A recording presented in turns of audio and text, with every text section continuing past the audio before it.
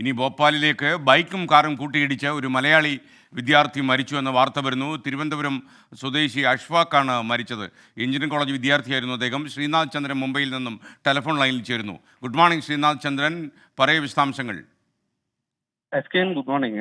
ഏറെ ദുഃഖകരമായ ഒരു വാർത്തയാണ് ഭോപ്പാലിൽ നിന്ന് പറയാനുള്ളത്. ഭോപ്പാലിലെ VIT വെല്ലൂർ ഇൻസ്റ്റിറ്റ്യൂട്ട് ഓഫ് ടെക്നോളജീസിൽ പഠിക്കുന്ന 3 വിദ്യാർത്ഥികളാണ് അപകടത്തിൽപ്പെട്ടത്.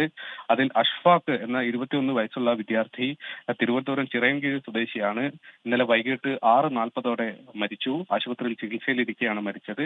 അദ്ദേഹത്തോടൊപ്പം ബൈക്കിൽ സഞ്ചരിക്കുകയായിരുന്ന ആകാശ്, ദേവ് നന്ദൻ എന്നീ 2 വിദ്യാർത്ഥികൾ ഇപ്പോൾ ഗുരുതരാവസ്ഥയിൽ ചികിത്സയിലാണ്. അപ്പോളോ ആശുപത്രിയിലാണ് ഇപ്പോൾ വിദ്യാർത്ഥികൾ ചികിത്സയിലുള്ളത്. മരിച്ച അഷ്ഫാഖിന്റെ ബന്ധുക്കൾ ഉടൻ ഭോപ്പാലിൽ എത്തും എന്നതാണ് അറിയിച്ചിട്ടുള്ളത്.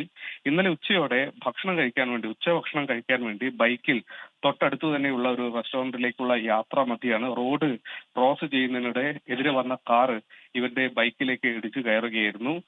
അഷ്ഫാഖ് ചികിത്സയിൽ ഇരിക്കെയാണ് മരിച്ചത്. 3 പേരെ അതീവ ഗുരുതരാവസ്ഥയിലാണ് ആശുപത്രിയിൽ പ്രവേശിപ്പിക്കുകയും ചെയ്തിരുന്നത്. അതിൽ 2 പേരുടെ നില ഇപ്പോഴും ഗുരുതരമായി തന്നെ തുടരുകയാണ്.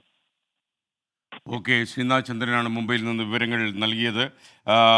സ്പിരിച്വൽ ഹ്യൂമൻ എന്ന ID എന്ന് പറയുന്നത് SKN UDF വേണ്ടി ന്യൂസ് ചെയ്യുന്ന ചാനലാണ് 24. ഇങ്ങനെയുള്ള ആരോപണങ്ങളൊക്കെ നമ്മൾ ഈ തുടങ്ങിയ കാലം മുതൽ തന്നെ കേൾക്കുന്നതാണ്. അതൊക്കെ നമ്മൾ അർഹിക്കുന്ന അവഗണനയോട് നമ്മൾ തള്ളിക്കളയുന്നു. കാരണം ഏതെങ്കിലും ഒരു കക്ഷിയെക്കുറിച്ച് നമ്മൾ പറഞ്ഞാൽ നമ്മൾ അവരുടെ ആളായി. കേരളത്തിലെ ഏറ്റവും വലിയ പ്രശ്നമാണ് കുടിക്കുന്ന വെള്ളത്തിലും ശ്വസിക്കുന്ന വായുവിൽ പോലും കക്ഷി രാഷ്ട്രീയം കലർത്താൻ ശ്രമിക്കുന്ന ഒരു തലമുറയെ കൊണ്ട് നാട് എന്നേ പൊറുതിമുട്ടി തുടങ്ങിയതാണ്. ഒന്നും ചെയ്യാൻ കഴിയില്ല.